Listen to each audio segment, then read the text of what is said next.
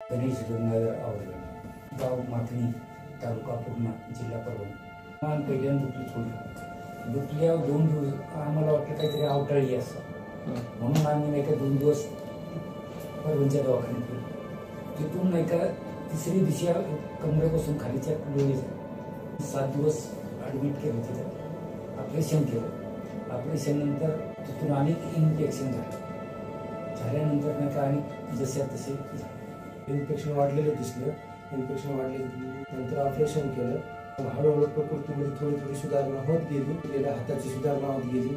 आता ते सध्या एवढ्या चांगल्या स्टेपला आहेत की सध्या वाकर घेऊन चालू शकतात. हाताला मुंग्या यायच्या, त्या हाताला मुंग्या येत नाही. हाताचे फिंगर काम करत नव्हते, आता सगळे फिंगर काम करतात.